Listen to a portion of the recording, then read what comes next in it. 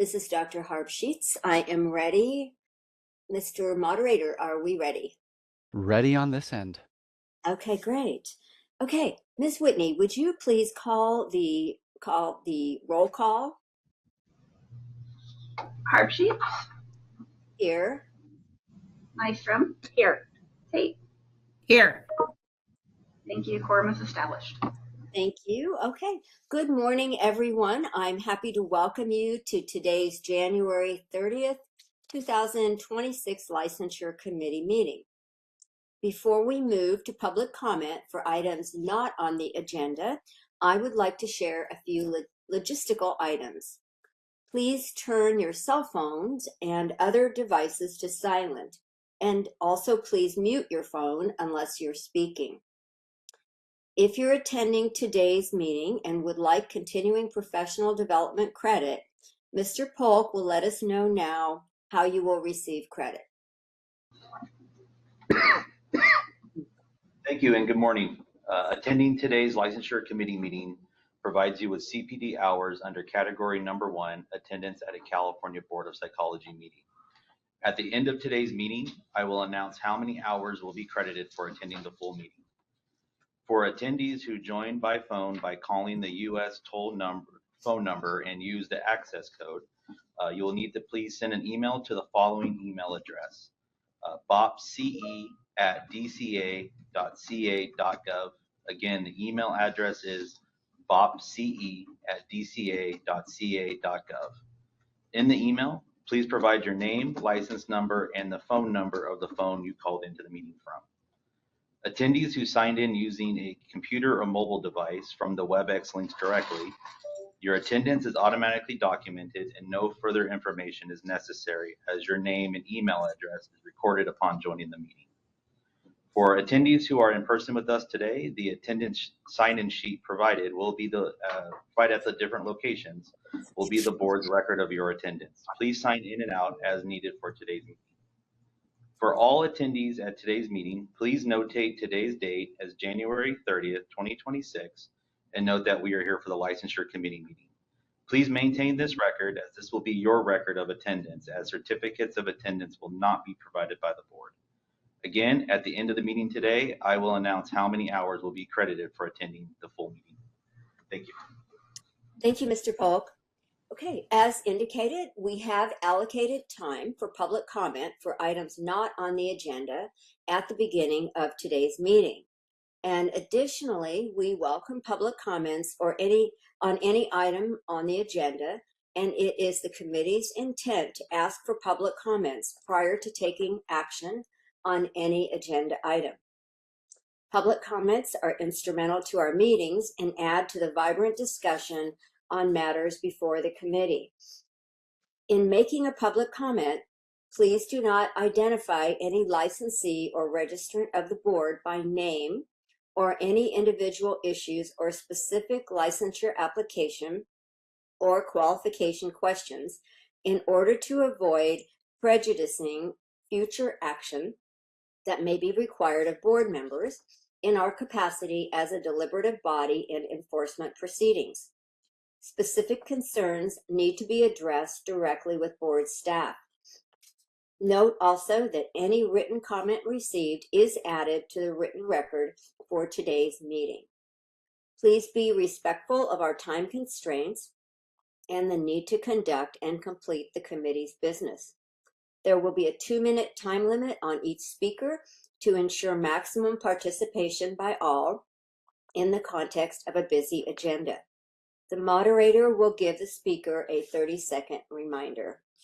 Now I would like to open the comment box for anyone who would like to make public comment, again, for items not on the agenda. Please keep in mind the guidelines that I have described. All right, WebEx, now is the time if you'd like to make a comment for items not on the agenda to raise your hand. You can do so by tapping that hand button at the bottom of the screen. Dial-in users dial *3 to raise your hand, and we will call on people in the order we have requests. We're going to take just a few more seconds to see if we have a request for public comment. You'll be given 2 minutes to speak, and as stated before, I'll give you a 30-second warning before your time expires. Our first request is coming from Dr. Amy Morse. Hold on just a moment, please. We're sending you a request to unmute your microphone. Good morning. Thank you for providing me with an opportunity to speak to you today. My name is Amy Morris, and I'm a board-certified child and adolescent psychologist and training director. And in my role, I oversee an APA-accredited internship, psychology practicum, and postdoctoral training, as well as the training of social work and marriage and family therapy students. I come to you today with an equity issue that I believe you and only you can solve. Today, verification of supervised professional experience agreements include signatures from students, the student, and qualified supervisors. I submit to you today that one way of measuring and verifying that agreement is insufficient for applicants. That I respectfully request that the board implement an alternative verification method to ensure that the SPE that was discussed with the student prior to the accrual of hours can be verified in ways in addition to a signature. Additionally, I suggest that the board develop an appeal process to provide applicants opportunity to have their concerns heard. I am grateful to the board for its commitment to consumer protection and the application 30 of seconds. California Code Regulations 1387B10 to help ensure that the terms of the SPE agreement are discussed between the supervisor and student prior to the beginning of the training experience. I only ask that the board not emphasize form over substance in verifying SPE. Thank you. Thank you, Dr. Morse. And that was our only request for public comment for items not on the agenda. Okay, thank you. Okay, again, I would like to welcome everyone to today's meeting of the Board of Psychology Licensure Committee. As I have described, you will have an opportunity to comment on each agenda item we will be discussing during the open session of our meeting, and we will take public comment prior to acting on any agenda item. We will now meet in open session as noted on the agenda, and then we'll move into closed session to discuss and consider qualifications for licensure. We will not be discussing any items in open session after the closed session of business concludes. The meeting will be adjourned at the end of the closed session portion of the meeting. Okay, we will now move to item number 4 on the agenda, which is discussion and possible action to approve the Licensure Committee meeting minutes of August 8th, 2025. So move. Do I have a second? Dr. Tate moved. I will second it. And Ms. Whitney, can you, well, we need public comment. Can we open the box for public comment on the minutes of the Licensure Committee meeting from August 8th, 2025? All right, now is the time to raise your hand to make a public comment. You can do that by tapping the hand button at the bottom of the screen. Dial-in users dial *3 to raise your hand, and we will call on people in the order we have requests. We're going to take just a moment longer to see if we have a request for public comment.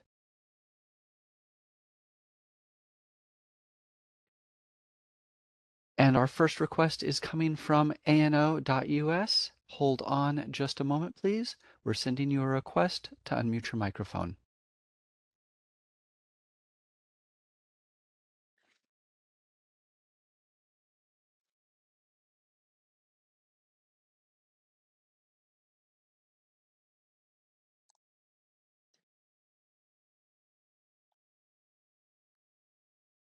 All right. ANO, are you with us? I was actually just calling I wanted to verify the email address to send an email to as bopmail@dca.ca.gov. Believe that's it. We'll be showing that again at the end of the meeting. Okay, thank you. I'm on phone, so that's Oh, we'll also be good. saying it. I think that's correct, but Yes, we'll yes, that's correct. Yes. Mr. Okay, Polk thank will you let so us much. know at the end of the meeting, sure. Thank you. all right. Seeing no request for public comment, do you wish to continue with the motion? Yes, please. We have a motion made by Dr. Tate, seconded by myself, Dr. Harb Sheets, and Ms. Whitney. Could you please call the roll for vote? Call for the vote. Hardsheets, Aye. Nystrom. Aye. Tate. Aye. Thank you. Motion passes. Okay, thank you. Now we will move to our staff reports, and starting with number 5A, which is the licensing report. Ms. Zong, will you please share that with us? Thank you, Dr. Harpsheet. Good morning, committee members, board staff, and attendees. My name is Mai Zong, and I'm the licensing grades coordinator. I'll be presenting the licensing report this morning. And previously, we received some feedbacks from attendees that they were not able to find the licensing report materials to follow along. So if you would like to follow along in the licensure committee materials, the licensing reports for this meeting can be retrieved from the board's website at www.psychology.ca.gov. At the top of the board webpage, click on the About Us link. Then on the About Us screen, click the third link down that says Meeting Calendar. On the 2026 board meeting and events calendar, you will see under Licensure Committee, there is the Licensure Committee meeting with today's date, January 30th, 2026. To the right, under Agenda and Materials, there will be 3 links, which are Agenda, Materials, and Hand Carry. You will want to click on the Materials link. Once the Materials file open up, you can follow along with the licensing report, which starts on page 23. All right, so I'm going to start with the licensing report. And first and foremost, I would like to provide a relevant legislative update from the Senate bill, or SB 775. Under Section 2912 of the Business and Profession Code, the board allows licensed psychologists from other states or in Canada to provide temporary psychological services in California for up to 30 consecutive days per calendar year if specific requirements are met. Starting January 1, 2026, to provide temporary practice in California under Section 2912 of the Business and Profession Code, the out-of-state psychologist must receive authorization from the board before providing temporary practice to their clients in California. The application to provide temporary practice in California as an out-of-state psychologist is available on our online portal, Breeze, as of January 6, 2026. This application is called the Temporary Out-of-State Psychologist 30-Day Allowance. This is a pretty simple and short application, and our current application turnaround time is 1 to 3 business days. But once everything is fine-tuned on this application, the processing time should get down to about 1 business day. I also want to provide an update that as of this morning, we have approved 10 temporary out-of-state psychologist applications. So we have a few already. Some key information I want to reference for or about SB 2912 of the Business and Profession Code. As the languages has changed, it is really important to recognize these changes. Previously, out-of-state licensed psychologists practicing temporarily under Section 292 does not have to report or get authorization from the Board of Psychology. But now it is a requirement that the out-of-state psychologists receive official authorization first before providing services in California.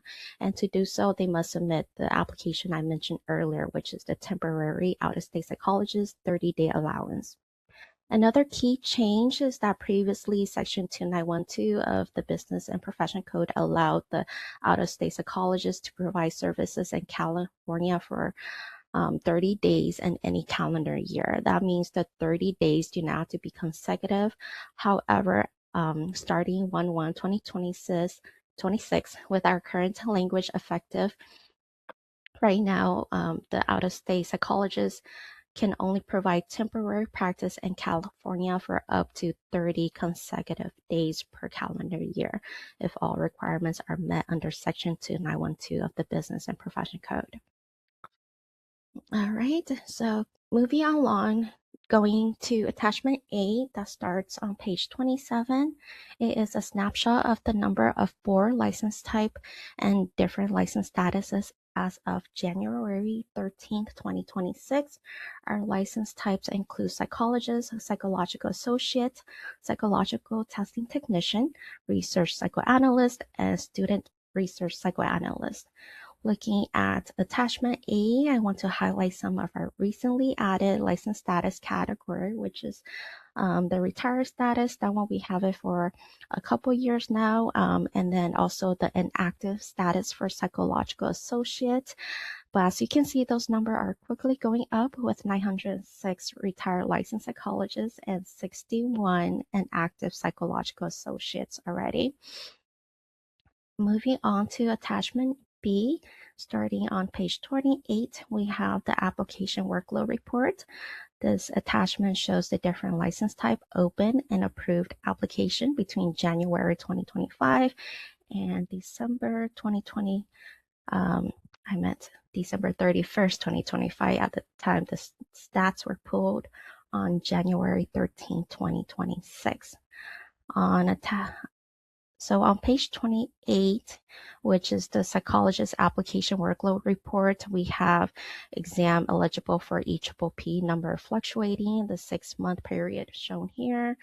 The exam eligible for complete is first-time complete test takers, and there appears to be a decreased trend going into the end of the year, but typically the numbers are not drastically different from the trend we observe in the past during that time of the year for the initial complete.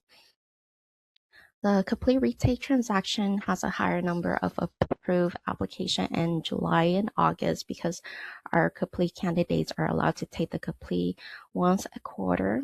Therefore, if the candidate submitted a retake request application before their eligible quarter, we would approve the retake request application the beginning of the next quarter.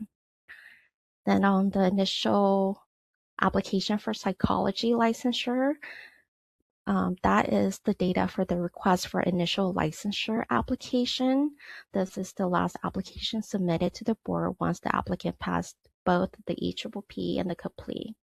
We currently use this transaction as a follow-on transaction too for our application processing. So the data for the open application does not reflect an accurate open applications, but the focus on this transaction would be the number of approved application.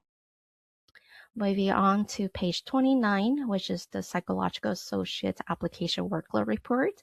We have the first transaction, which is the initial application, and it shows a significantly lowered application approved towards the end of the year, but this is actually a common trend we observed in the past reports.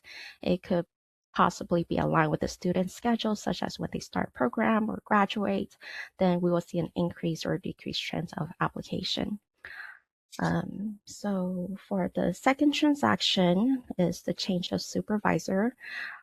It is collecting data for the notification to add or change a supervisor or change of service location form. The number looked pretty steady with average of the mid 80s during the summer and early fall, then fell a little bit lower at the end of the year, but it is not a drastic change for these November and December data. And then moving on to page 30, we have the psychological testing technician application workload report. This is one of our newer license type that became effective in 2024.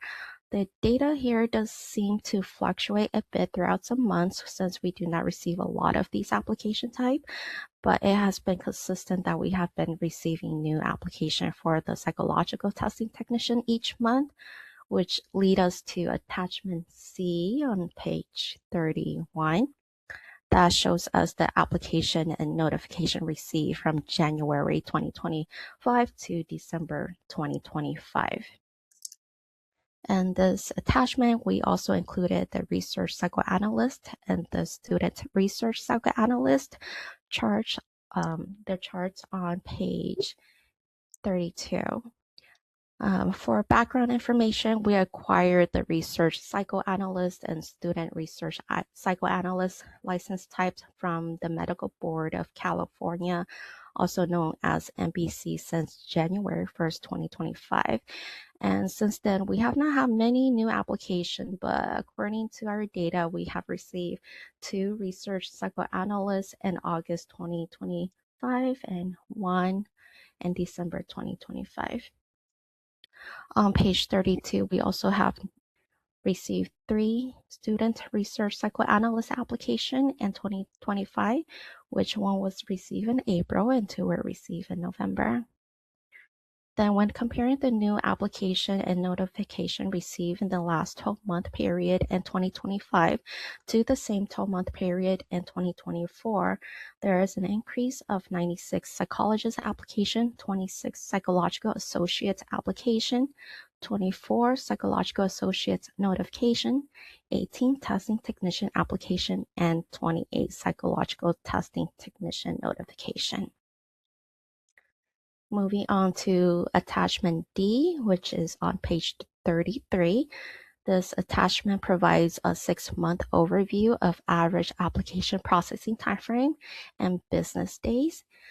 And this chart, we also include the research psychoanalyst and student research psychoanalyst charts on page 34. And the data appear to be on the higher end for processing time because, as I mentioned earlier, these are new license types we acquire from MedBoard. So our licensing team is double checking everything to make sure the application is processing correctly and aligned with regulatory requirements. We also noticed that there seems to be some increasing delays of application processing time, for example, the psychologist application. So we would like to share some reminders of common reasons that may contribute to application delay. I will hand the mic over to Stephanie to provide and share some of these common errors we have seen with the application received that would delay the application, so everyone will be aware of that.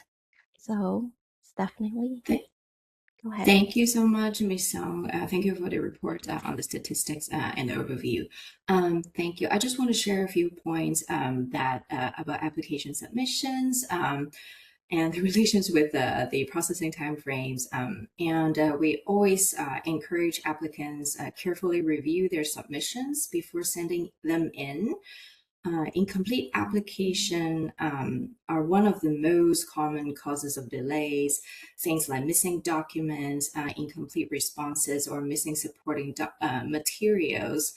And when the board receives an application, staff send an acknowledgement email that includes a list of documents required for a complete application, which will hopefully to help applicants understand what may still be outstanding before it gets into the queue, before it gets to the analyst's desk. And also, most of our forms, such as the verification of experience, there's like instructions provided to guide primary supervisor how to fill that out. So make sure to read those. We have portions on supervisor, what they need to do, and then training, what they need to do about those forms, what to fill in. So make sure to read them to understand what is being asked, because these forms are provided to help applicants to meet the regulatory requirement. So we just want to point that out. And also we have other resources such as application checklists. That's also a good tool to use when you're getting the application packet ready, so you can check down the list to make sure all documents required are there before sending them in. And that would be the few things that I want to share. And back to Ms. Song, if you have anything else to add, or back to Dr. Harpsheets if we're okay. Thank you. Ms. Song, do you have anything else you would like to add? No, that'll be all. So that will conclude the licensure report. Thank you. Thank you, Ms. Song, for such a comprehensive report and also for your description of the change in the out-of-state practice because it is a big change and for us, and helpful for everyone to know the history behind that and then the current status.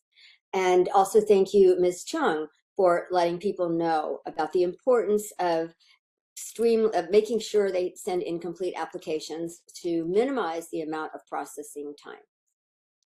Okay, let's move on to item 5B. Mr. Polk, if you could share with us the continuing professional development and renewals report. Yes, thank you. Included in the meeting materials would begin on page 35 of the combined materials are the reports for continuing professional development. Oh, we're having trouble hearing you, I think, Mr. Polk.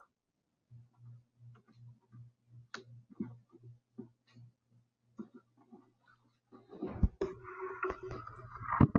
that better? I know you sound pretty far away. Is it just me? It is not just you. Okay. Yeah.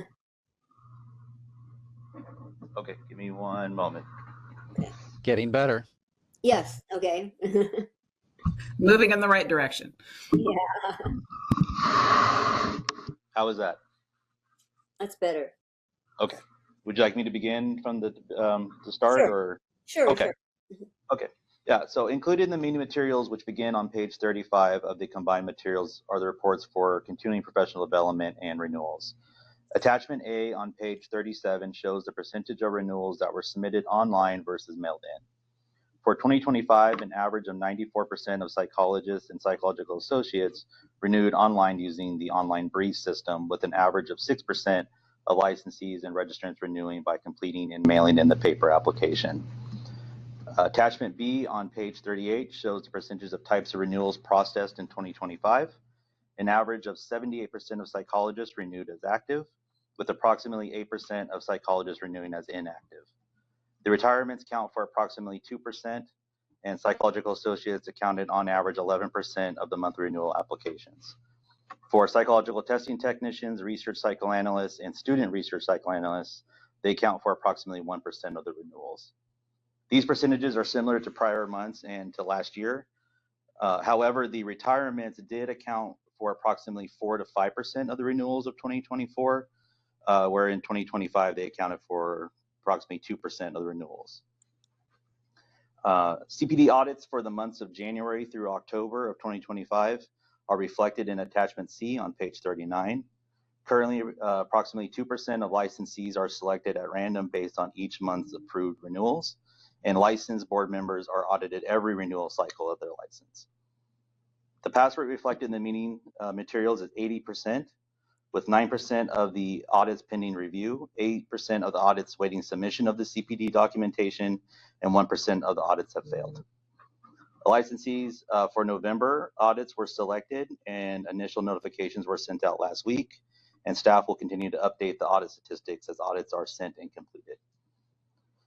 Attachment D on page 40 is the updated chart that reflects the common activities that are used to complete the CPD requirements. Information provided was determined by using the completed audits from January through October of 2025 that passed. Still, the two most commonly used activities continue to be sponsored continuing education and peer consultation, which is then followed by self-directed learning and supervision. Staff will continue to compile current statistics and will continue to update the charts as more audits are conducted and reviewed, in part with staff updating the board on the common trends of CPD and the CPD activities. Lastly, I'd like to provide that the board will be holding an informational webinar on continuing professional development requirements and the activities that qualify for CPD hours. The informational webinar is currently scheduled to be held on March 27th of 2026. CPD credit will be provided for the webinar, and more information regarding the webinar will be provided as we get closer to that scheduled date. That includes my report, and I'm happy to answer any questions. Thank you, Mr. Polk. I'd like to take questions from our committee members first for staff reports A and B, 5A and 5B, before we get into the examination report, and then take public comment on those two agenda items. So committee members, any questions on licensing report and CPD and renewals report? I don't have any questions at this time. Ms. Nystrom? None here. Okay. Could we open the box for public comment on items 5A and 5B. All right, WebEx, now is the time to raise your hand on 5A and 5B. If you'd like to make a comment, you can do that by tapping the hand button at the bottom of the screen. Dial-in users, dial *3 to raise your hand. We're going to take just a few seconds now to see if we have a request for public comment.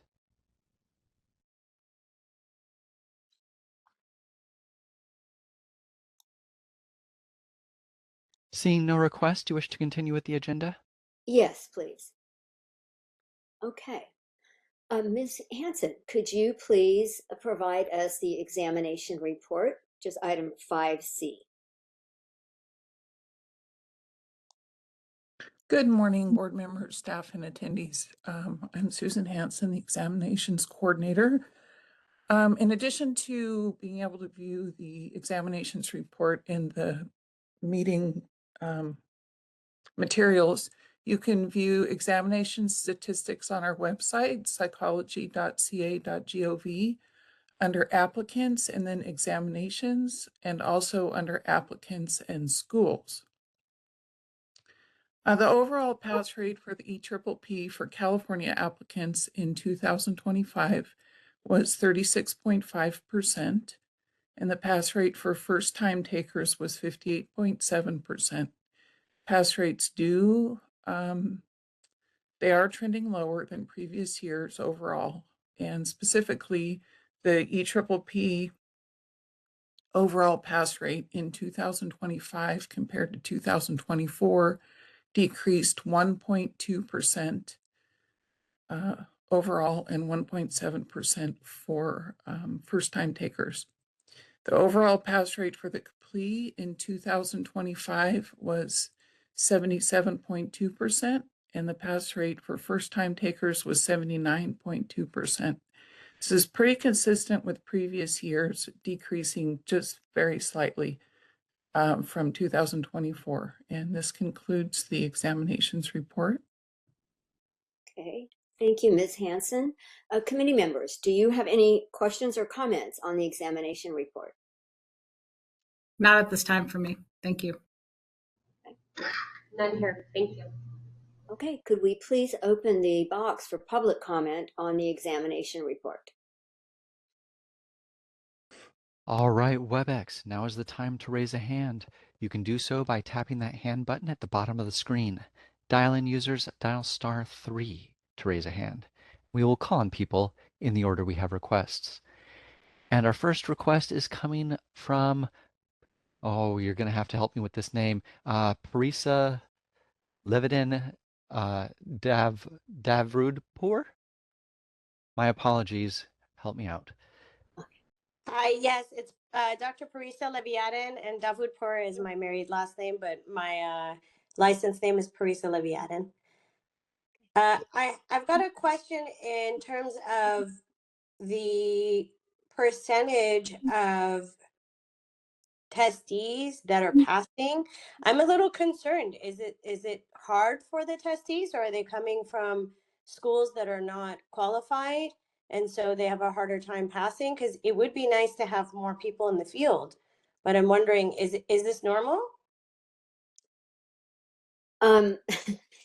It's a great question, and we do have had a study done by one of our departments at looking at schools, looking at who passes, who's having more difficulty. And that, Ms. Chung, maybe you can remind me where that can be seen. It's in one of the previous board meetings, right?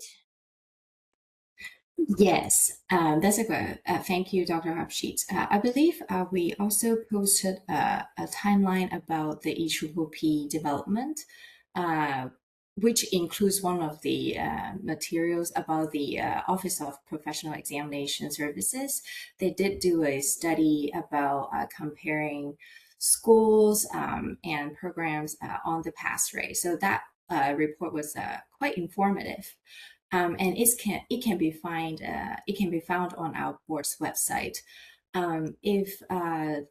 If the public commenter can provide me their contact information through botlicensing@dca.ca.gov, just send us an email and we can direct you to the link. It's on the on our board's website, if that's helpful.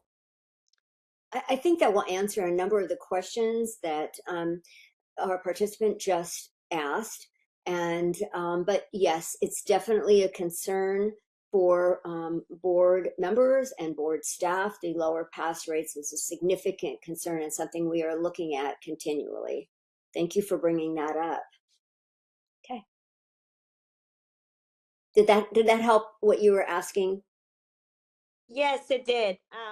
You know, because what's happening is now in our field, there's a competition between life coaches and actual licensed psychologists. And I would prefer that, you know, we do something where our field is honored and there's more participants that can actually pass the test and practice. So it would be nice. I'm just noticing that what ends up happening is some people just give up and they become life coaches. That's a really interesting point, that if we are opening a door to life coaches and if our concern is consumer protection, that's something to be concerned about, especially. Thank you. Okay. All right. We have a couple more. Hang on just a moment. Next, we're going to hear from Janet Farrell.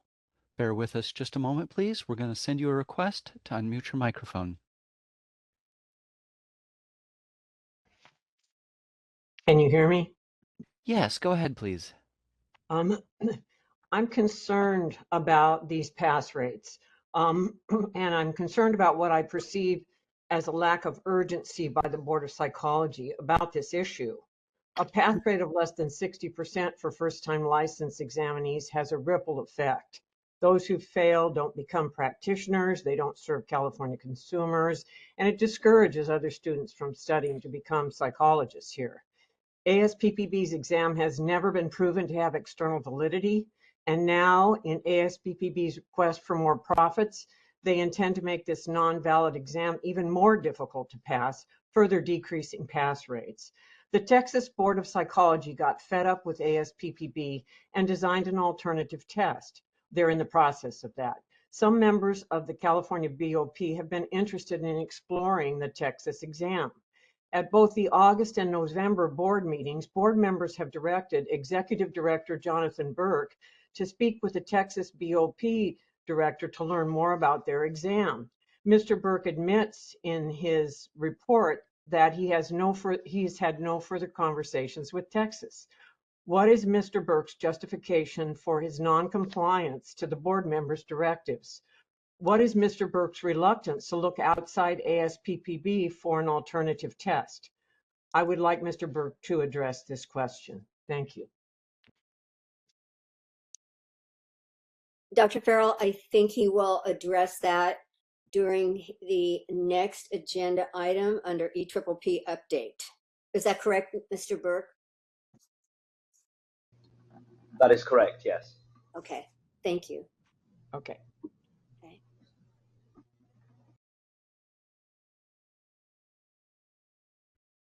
Next, we're going to hear from Trayvon McVeigh. Hold on just a moment, please. We're going to send you a request to unmute your microphone. Good morning. Good morning. Go ahead, please. Well, I'm one of the individuals who have been struggling to pass the exam. I've been in the field for roughly 12 years. I've studied for hundreds of hours. And the content of the exam, in my opinion, does not question my credibility as an effective psychologist, and my work has proven it. The issue for me and a few other test takers and that were in my cohort is that sitting in an exam for 4.5 hours, with time testing, for some people just doesn't work. Our ability to pass exams with that type of pressure and anxiety, the very thing that psychology tries to heal, is it's invoking. It's extremely difficult for me, and the way that I learn, the way that I take tests, it doesn't work for me. So I've taken this exam, I believe, 9 times and have failed terribly every single time. But if you were to ask me any of that information just in a regular conversation, I would answer the question. just sitting there. So I proposed individual domain exams, meaning, we have to pass one domain in order to get to the next, and passing a certain amount of them will be sufficient for you all. But I know that this is an issue, and I'm speaking from the Black community, not to make it a racial issue, but from the Black community, 30 seconds. It's difficult for us to pass these exams, considering so many psychological issues. But I just want to, I hope that you guys would consider just an alternative method to taking the exam, because it would be beneficial. Thank you. Thank you. Yes, as I had indicated, I think there's an echo. Is there an echo, Mr. Moderator? There is an echo. Hold on. Okay. You should be good right now. Okay. Yeah, I wanted to reiterate our board's concern that, this is a national exam. And so we don't have the ability to impact the exam itself, except we can provide some input, but it's really created by ASPPB on a national level. And but we are continually in contact and working with them, because we do have significant concerns about people having difficulty passing this. Okay. All right. Next, we're going to hear from William D. Parham. Hold on just a moment, please. We're going to send you a request to unmute your microphone.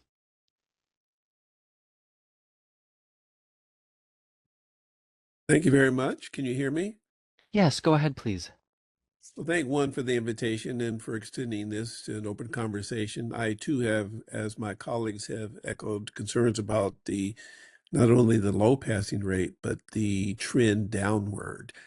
And I have two questions. A, is there in this study that's been done in terms of finding out why, are there data such as gender, race, ethnicity, years out of school, type of school, been factored into understanding why the trend is as reported?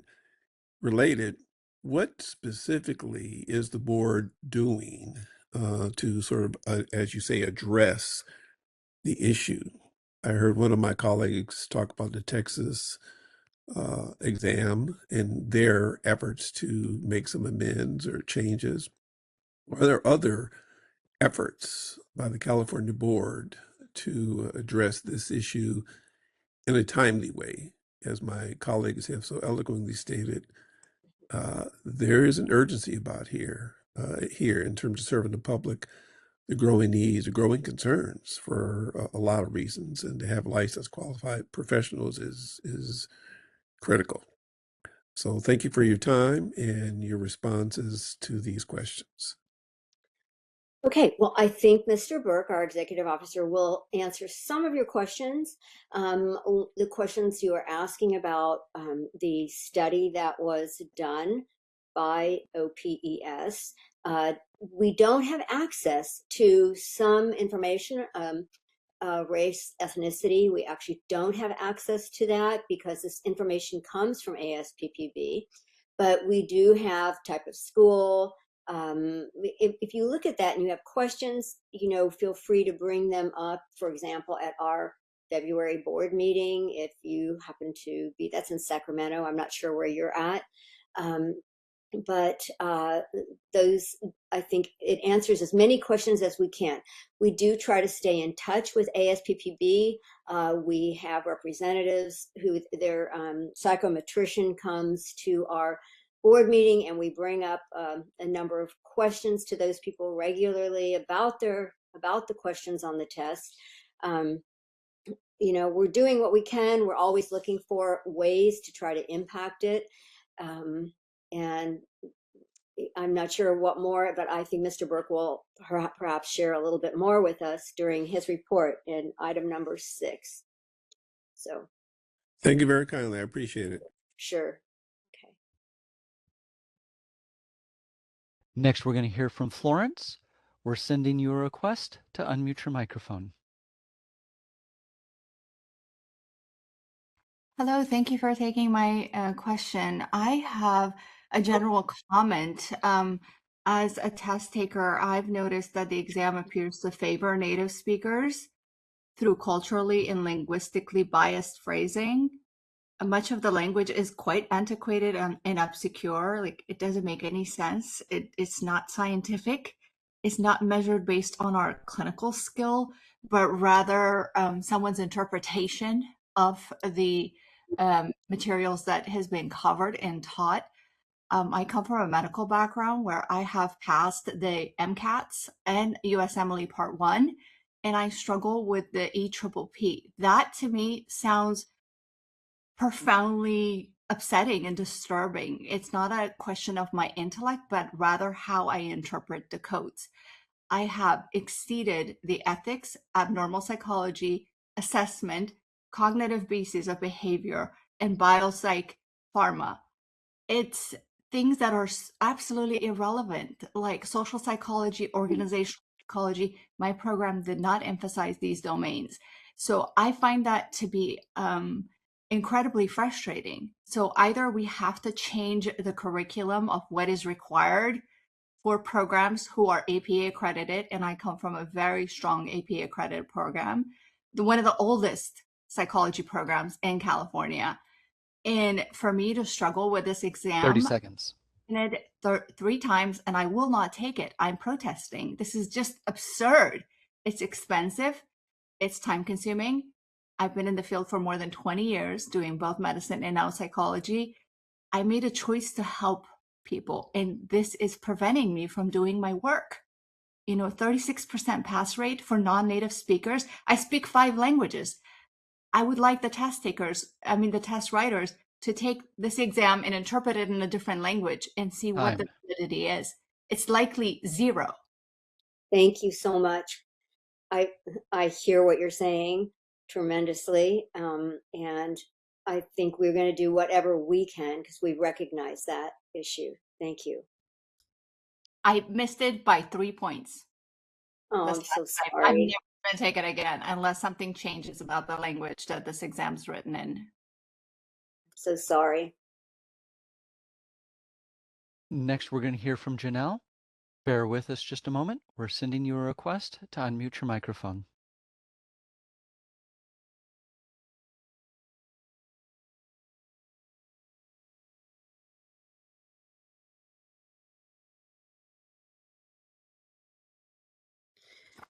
Good morning.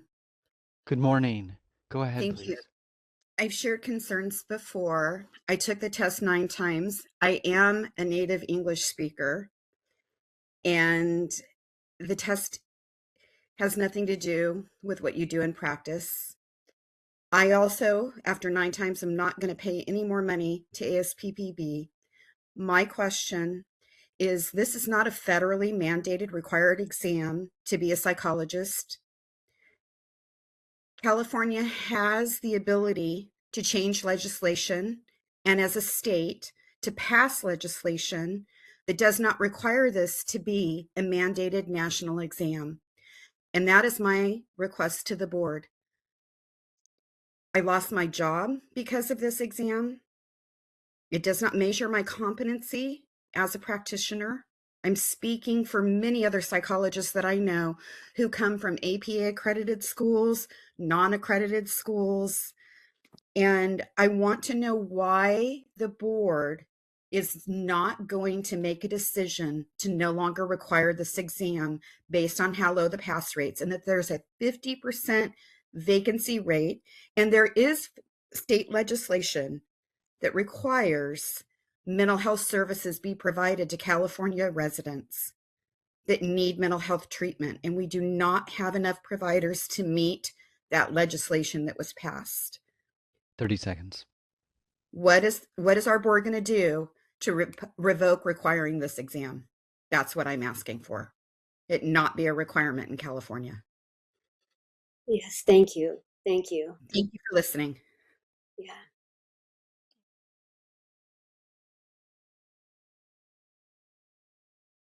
And those are all of our requests for public comment at the moment. Okay. I just want to go back to committee members to see if you have anything you would like to add, or would you prefer we move on to a good segue, which is the EPPP update in item number 6. But Dr. Tate, Ms. Nystrom, would you want to add anything? No, I think moving on to agenda item 6 will clarify and answer some questions that people have. Yeah, I think it's a good segue. Ms. Nystrom, anything on your end?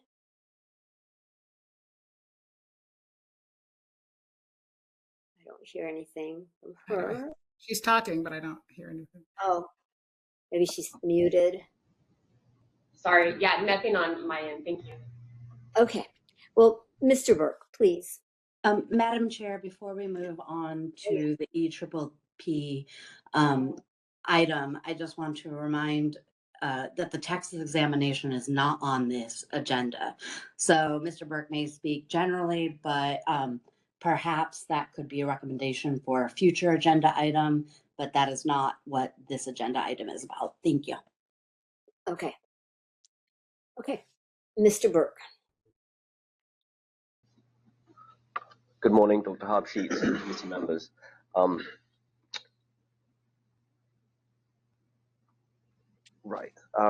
This agenda item serves as an update on the development of the new EPPP and my conversations regarding ASPPB. With ASPPB regarding that, excuse me. So the joint task analysis of the practice of psychology was completed by ASPPB in the end of September 2025, and as reported at the November board meeting, 25% of all the responses for that came from California licensees, which is great. The purpose of the joint task analysis is to hear from licensees what entry-level practice in California and the country as a psychologist should look like. At the November board meeting, other than just the outreach that we've been doing, there was nothing really new to report because ASPPB was gathering the data. I had a conversation with Dr. Marianne Benetti-Outwell, who's my counterpart at ASPPB, on the 23rd of January, the day that the memo was written. It's in the materials. And at that meeting, she was able to give me some information on the timeline. So a blueprint, which was based on the joint task analysis, will be made public on or around February the 1st. So frustratingly, just a few days from now. So we don't have it yet. But as soon as we do get it, it will be shared as widely as possible with, applicants can look at it, pretty much everyone, and certainly people in the training and academic community, because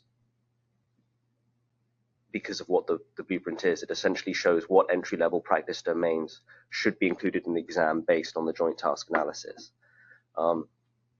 There is no word yet on cost, but they're hoping to share that with everyone at some point towards the end of the first half of 2026. Item writing will begin this year as well. They hope to have beta testing of the sample exam in the first quarter of 2027, and the integrated exam will launch in the fourth quarter of 2027.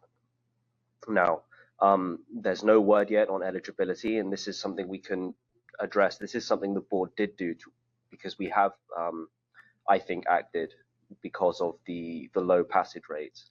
AB 282 was the legislature's attempt to change when you could take the EPPP, rather than waiting until the 1,500 coursework hours had been completed. Postdoctoral, you could now take the exam closer to the time that you've actually completed your coursework. We thought that might help passage rates, because if you're taking the exam closer to when you did the coursework, it might be better than waiting, a year when you're away from your studies to do that. So that is something we did to address it. We don't know yet when the new exam will be taken, will be available to be taken, what the eligibility criteria will be. I have communicated with them what we in California would like to see, based on our support of AB 282. So there's going to be a lot happening in the first half of 2026. I'm going to have even more to say on this item as an update at our February meeting. It's February the 13th, so it's only a few weeks away. At that meeting, Dr. House Song from ASPPB will be present and presenting on the development of the exam, what it's going to look like, and will be available to answer questions. On the agenda for February the 13th is also my conversations with other jurisdictions, which I can't really get into now. At the time I'd written the memo, I had not spoken with Texas. I have since spoken with them in the week between now and then. It was just so I did do that. And a word on the board doesn't have to direct me to do that. I can do that off my own volition, and I have. But I appreciate that the memo gave. It looked like I was ignoring discussions, and I haven't been. I had a very good discussion with them late yesterday, and I'll share a lot more about that in February when it's actually on the agenda. I appreciate that's frustrating, but that's just that's the Open Meetings Act for you. I know that's a lot, but I'm sort of happy that I actually do have something to report other than our outreach efforts regarding the various surveys ASPPB did. So that concludes my presentation on the update of ASPPB's development of the integrated exam. Thank you. Thank you, Mr. Berg. So will your conversations with Texas, and you could share with us, be on the board meeting agenda for February? Yes, and I'll be able to talk in detail about what their plans are, what their timeline is. Yeah, but I'm not able to really go into that now. I apologize to everyone. I appreciate that's frustrating. Thank you.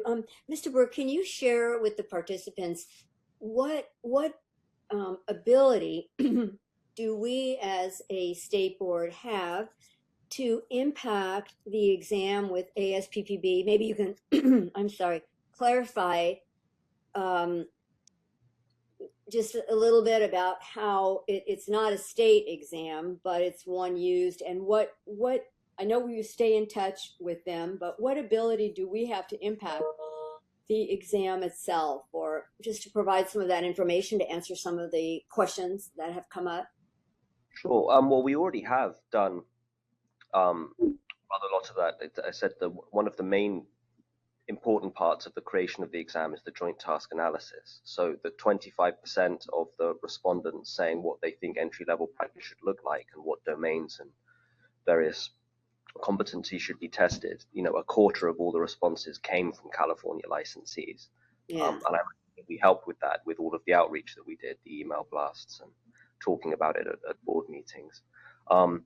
When they, will be able to comment potentially on the blueprint sent out. And in speaking as California, obviously the Board of Psychology doesn't review the validity of test questions domain.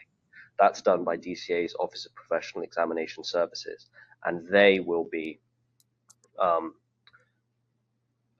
sharing with them as soon as we get it the blueprint, so that they can start thinking about preparing what they will need to do to determine if the exam complies with Business and Professions Code 139, which the current exam version of the EPPP has been found to comply with the relevant California laws.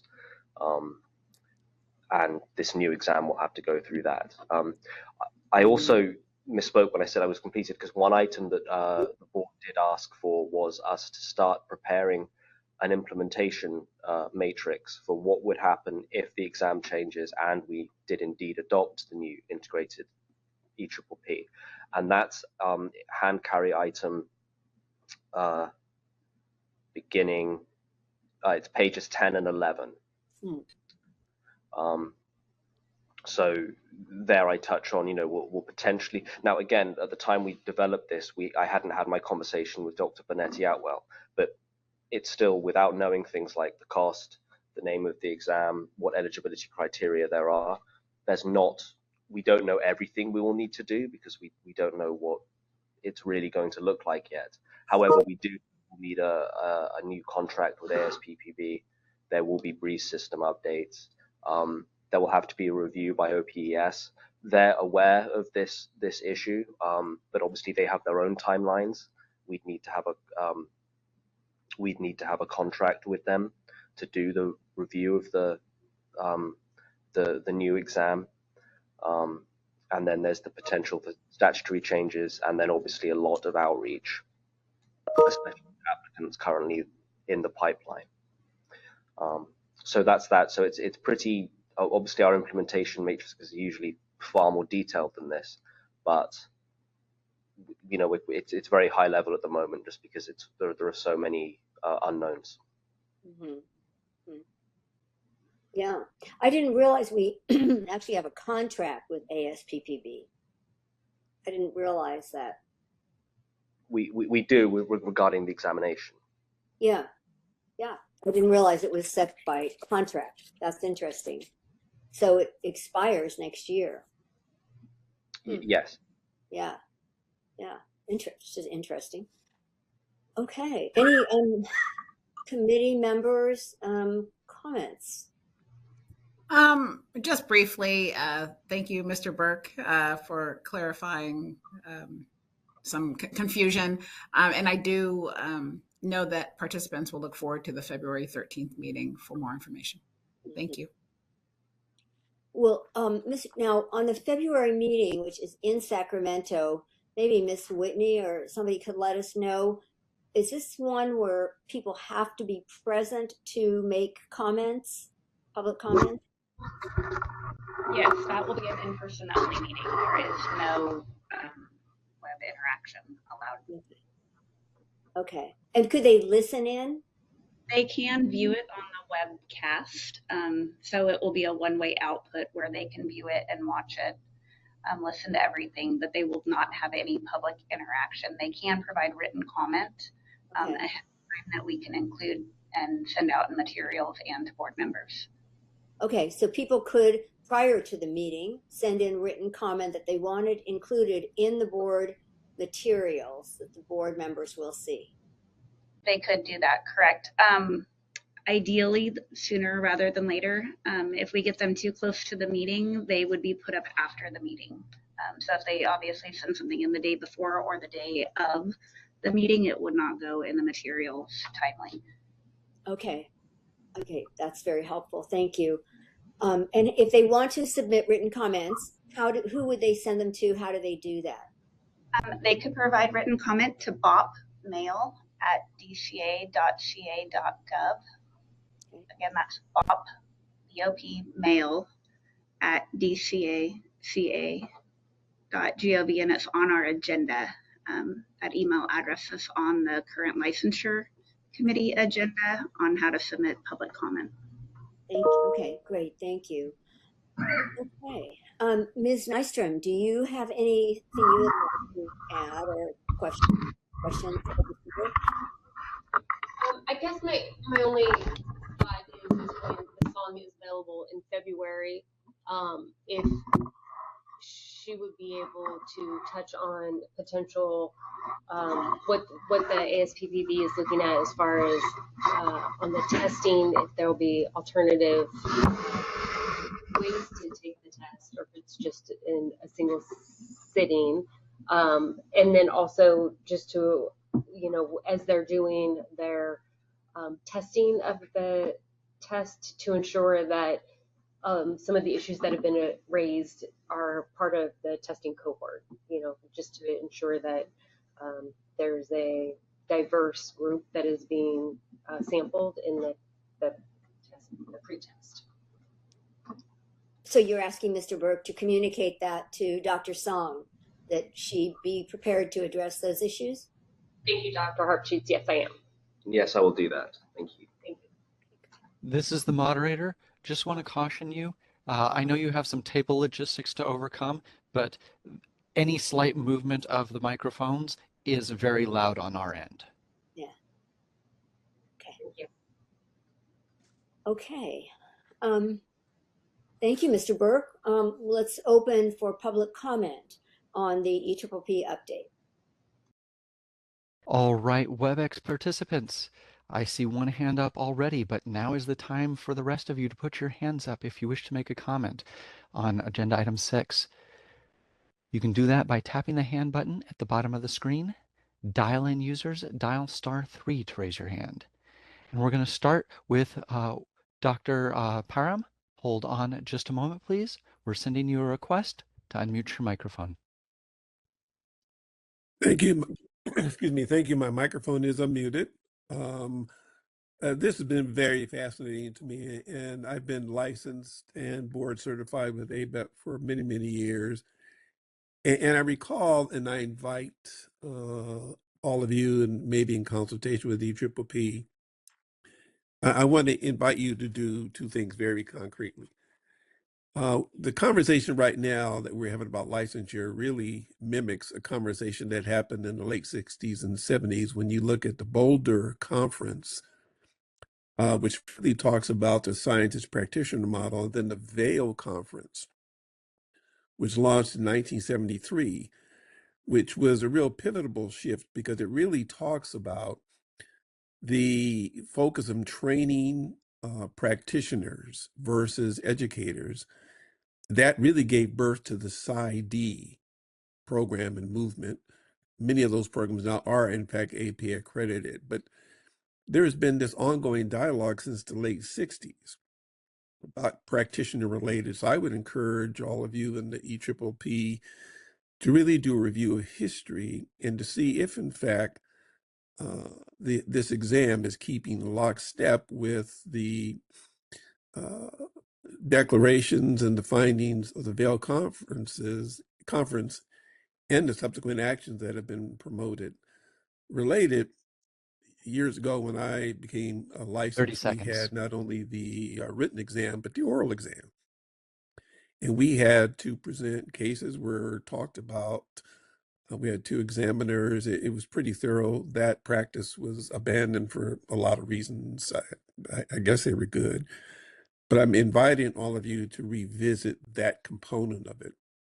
Because if we shift back to, again, the PsyD thinking, Vail conference model, and an oral exam, that might address some of these issues. Thank you. Thank you. Next, we're going to hear from Janelle. Hold on just a moment, please. We're sending you a request to unmute your microphone.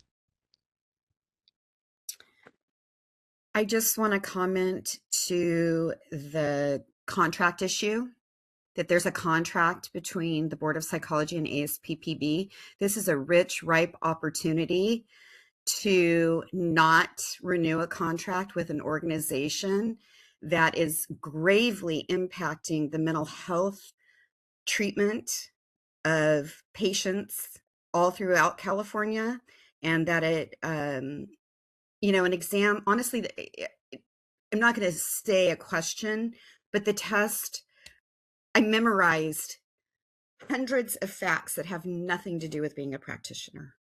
We have a state exam.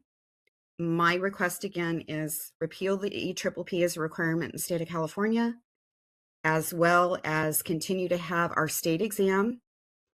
Ethics is a personal commitment, and passing a state exam or a national exam does not ensure competency or the commitment to be a moral practitioner.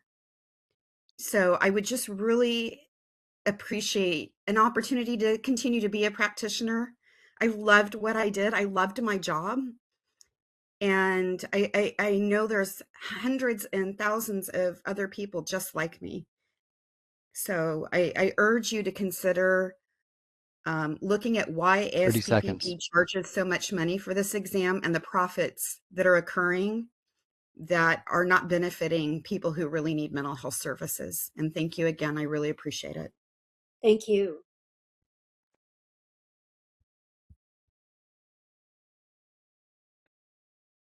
Next, we're going to hear from Nashin Joseph. Hold on just a moment, please. We're going to send you a request to unmute your microphone. My microphone is unmuted. Can I be heard? Yes, go ahead, please. Yes, go ahead. Thank you, everyone, for this opportunity to speak. And I echo what my fellow psychologists and folks in the field have been saying. So my situation is very similar to most, where I've taken the exam a couple of times and not been successful. Each time it's cost about $600. If we're taking this test 4 times a year, that's about $2,400 that most of us do not have. I'm in a place right now where I've been given a time frame from my employer that I have to give an update because my license is not currently active. That if it's not within a certain time frame, I will have to be let go from my position at my job, and that's pretty concerning for me. Of course, like most other folks would have concerns with that. I'm wondering if there's a way to do an extension of the time frame. I know it's about 5 or 6 years. Has there ever been a conversation to say maybe extend it a little bit longer to give folks more time? I think I work in a field where we will always be short staffed, and what I'm noticing is the time frame for studying, the time frame for a lot of those things take a huge toll on us in the field, especially having families, having kids. That can be extremely strenuous on us in terms of giving time to study. And I think maybe considering a longer time frame might be beneficial as well, in addition to some of the other ideas that some of the folks have brought up as well. That's what I wanted to share. So thank you for the time and the opportunity to speak in this meeting. I appreciate it. Thank you very much. Next, we're going to hear from Heidi Rothim. Hold on just a moment, please. We're sending you a request to unmute your microphone. Hello, everybody. Thank you so much for everybody's input and for all the work on the committee. I know it's not easy tasks ahead. My question is hopefully not too much of a tangent. I hear a bit of a theme for people who need some accommodations also on the tests and some of the hardships. On the other end of it with the renewal, I'm wondering if there is any, I went to renew my license. I've been in the midst of chemotherapy, so my frontal lobe has not been functioning very well, and I missed my renewal. And when I looked at the renewal prices and the amount to put my license on hold and the late fee, I couldn't believe. So I haven't followed up on it. I'm not practicing, so I'm fine with the law. But I'm wondering if there's any forgiveness for medical conditions, or it's really a disincentive to put your license on hold compared to other states. And I know the boards need money for the functions that you do, but I'm wondering if there's anything to assist with that. Could I ask you to write to our licensing group and talk with them, since that's a more of a personal, individual situation, and they can maybe talk with you about possible options on that. Or maybe Ms. Whitney. Ms. Whitney, would it be you or would it be the licensing group? I can reach out to Dr. Rothheim. Okay. Okay. I'm sorry, what was that? Ms. Whitney from our board staff will be reaching out to you to discuss that. Okay, great. I left one phone message and then I forgot to follow up with an email and I never got a response. And then again, the chemo brain set in. So I'm trying to get back on track and I want to get back to the profession, but I need a little more time. Sure. That would be great. You know what email you contacted by chance? I just called the main number and left a voicemail and got the message. If you don't hear from us in 48 hours, you can email us. Okay, I can get your contact information offline, and then I can reach out to you later today. Okay, I signed in with my license number too. Perfect, thank you. Thank you so much. Okay. We're ready for our next one. Next, we're going to hear from Maggie Wong. Hold on just a moment, please. We're sending you a request to unmute your microphone. I'm sorry, that was a mistake. Apologize. Maggie, are you with us? Hello? Hi. She said that was a mistake, that she didn't mean to put her hand up. Yeah, I apologize. All right. Next, we're going to hear from Trayvon McVeigh. Hold on just a moment, please. We're sending you a request to unmute your microphone. All right, thank you again. I just want to stress the importance of the board making the shift quickly. You're dealing with multiple people not pursuing a degree in psychology anymore, or not pursuing their licensure as a whole, or giving up on the exam. I requested an extension because of the uncertainty of that extension. I was recently accepted to USC for my MSW. It's like psychology is becoming the joke of the town with everyone. And nobody wants to pursue this anymore. And it's making people leave the field who are qualified and have a heart posture for this field. So my request is that it's taken very seriously. And as far as the ASPPB, leverage that, use that contract as a way to help us stay in the field. Thank you. Thank you.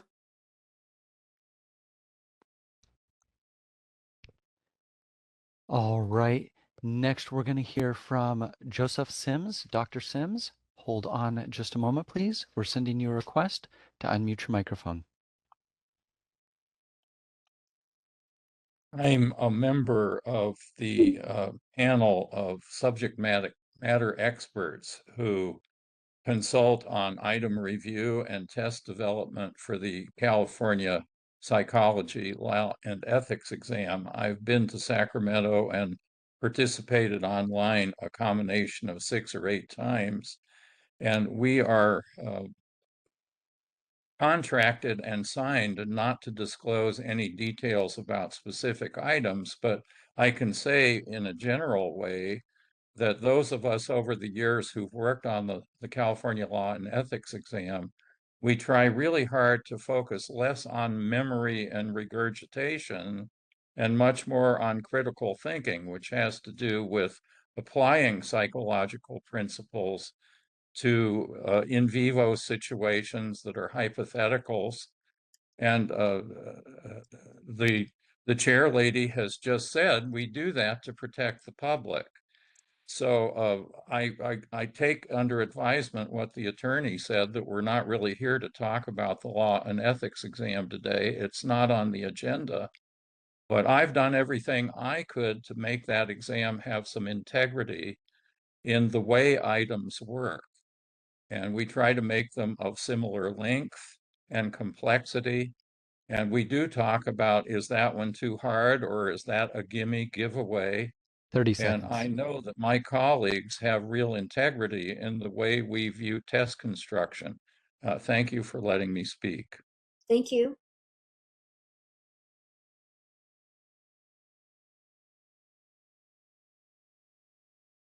Next, we're going to hear from Janet Farrell.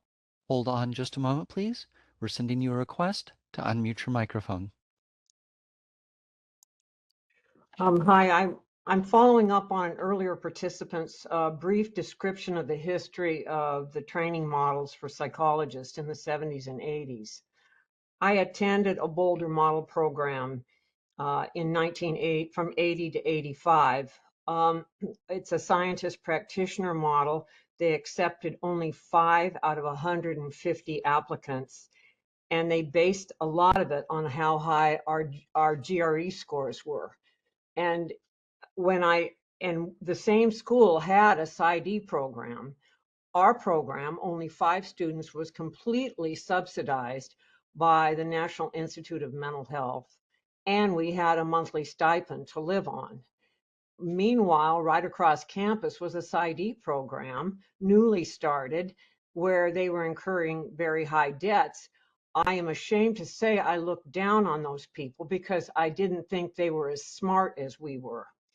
And then when I got out in the field, I realized that the people from PsyD programs, in many cases, were better practitioners than the ones from the scientist model. And yet, when I took the California exam, I got a near perfect score, and many of my colleagues did not. And yet, from working with them for 40 years, I can tell you they were as good or better practitioners than I was. 30 It was a seconds. humbling thing. And so I completely agree with the whole premise that this test is outdated and it doesn't measure what we want to be measuring, which is quality of psychologists in practice. Thank you.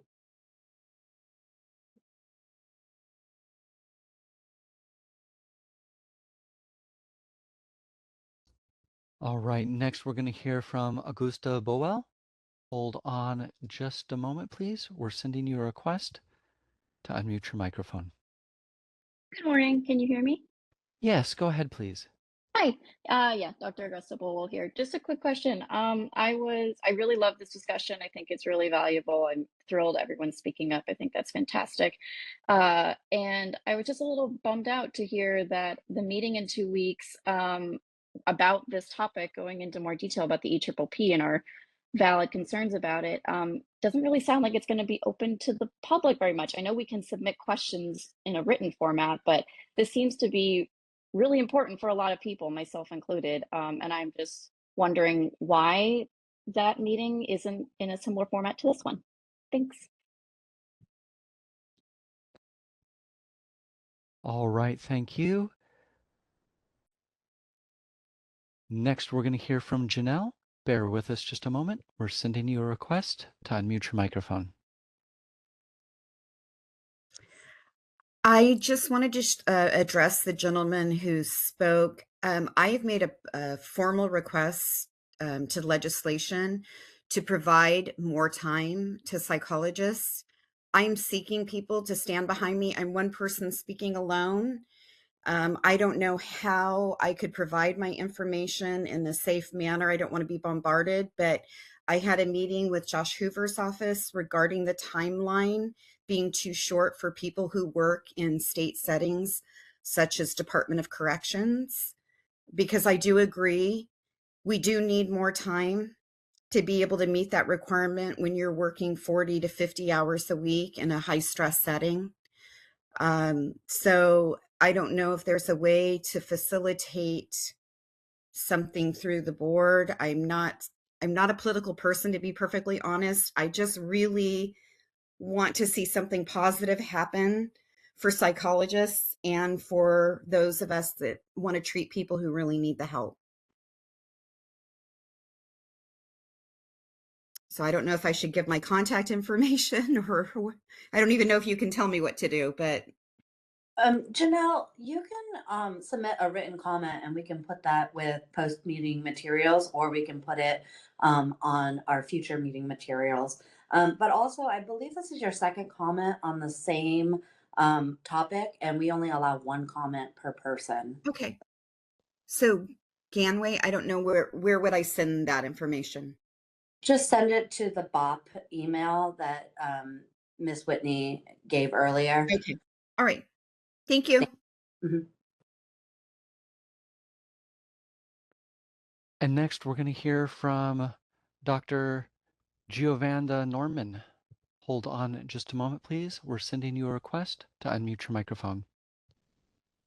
Hi, good afternoon, everybody. Thank you so much for having this meeting. I think it's important, and I support everybody's experience. I am a Walden University graduate. I'm licensed in the state of California and in Texas. I don't share the position that several of the other clinicians have shared. And part of the reason is because I think it's important, excuse me, to maintain the integrity of the profession. I was a single mom for a good portion of my program, and later I worked, took care of my family, worked full time, went to school full time. And I thought, I did the things necessary in order to pass the exams. And I thought that they were very relevant, and I thought that they were necessary. And I support those members who volunteered their efforts to make sure that the exams were in place for us, because it's necessary, I believe, for the safety of for ourselves and for our patients. And sometimes we need to know when we need to move on to a different profession. If we do not meet the requirements, we can get support and assistance and go to trainings and do whatever necessary to meet that mark. And, in other professions, we don't go into that profession and say, well, we can't meet that mark, so we need to just remove it. And I appreciate the 30 opportunity seconds. to talk. Have a wonderful afternoon. Bye. Thank you. Okay. And those are all of our requests for public comment at the moment. Okay. Thank you, Mr. Moderator. We will move on to agenda item 7, which is the stakeholder meeting preparation. And Ms. Chung, could you begin that for us? Yes, thank you, Dr. Harpsheets. This item is an update on planning for the upcoming stakeholder meeting focused on consumer education. Back in 2019, the board voted to co-host a stakeholder meeting with the Board of Behavioral Sciences, the Commission on Teacher Credentialing, and other partners. The goal was to gather input on how we can best inform consumers about the roles of licensed psychologists, licensed educational psychologists, and pupil personnel services credential holders. That meeting was postponed due to the COVID-19 state of emergency. The licensure committee revisited this topic in January and July of 2024 and recommended holding the stakeholder meeting during committee's July 2025 meeting. The board adopted that recommendation and identified the Associate of Regional Center Agency, ARCA, and unions representing school personnel as stakeholders. But because both BBS and our board were in sunset review in 2025, the meeting was postponed to July 2026. As we prepare for the meeting, staff is actually asking for direction on where to focus our stakeholder engagement efforts. Our recommendation is to center this work on how to best inform consumers about the distinctions among these three professions. And to support that effort, staff have drafted a survey to gather early input from consumers, licensees, and credential holders.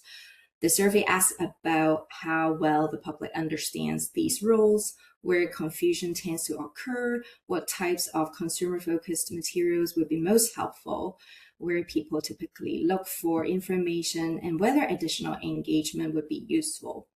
And this survey is meant to be an initial information gathering tool.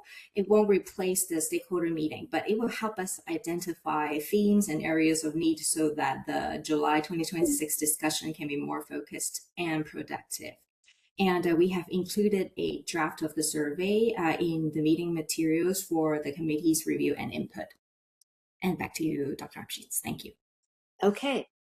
So, committee members, have you had a chance to look over the the draft survey? Excuse me. And could you give us some input?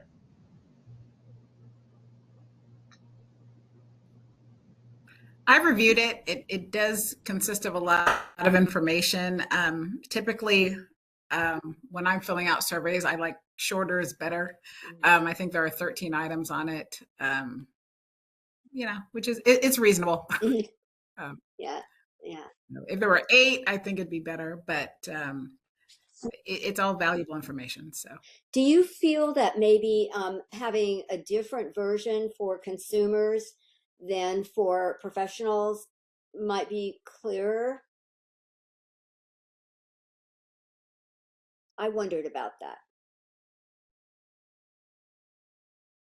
Yeah, we did that before, and it seemed to be. We did on the telehealth one, I think, right? Mm-hmm. And it was successful. One group definitely answered more than the other, but it's hard. I think about how it might be difficult to get it out to consumers because these are confidential consumers who engaged in these services. These are confidential situations.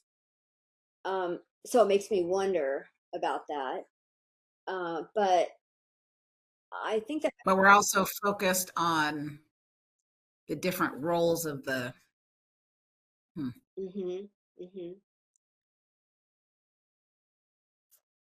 Yeah.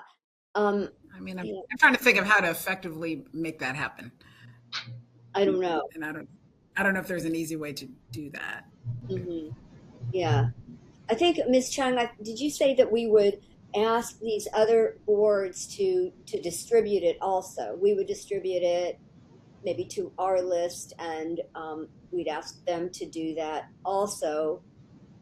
And then would they perhaps, some of their members, be asked to ask their own well, it would be, I wonder about the ethics of asking, for example, if I got one, I'm not sure about the ethics of me asking someone who I have provided these Right. services to do that. That I think Yeah. that might be a violation of our ethics.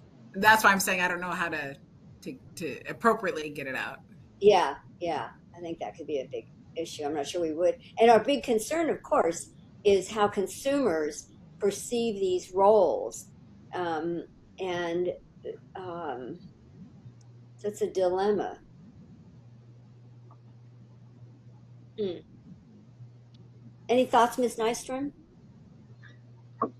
I do. On how to get it out to consumers, I'm not sure, other than using social media to try to promote it that way, how best to get it out.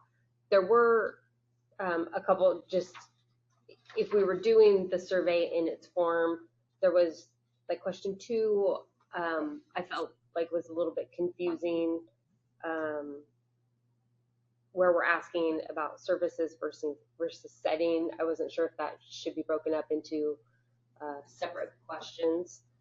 Mm-hmm. And then there were just a couple other like typos or issues that way.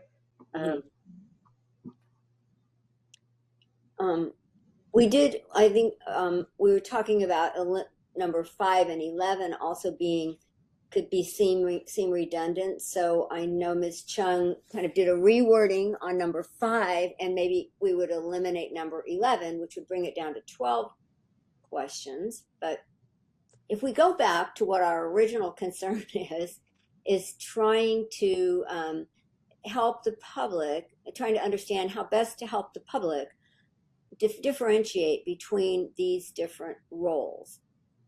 And so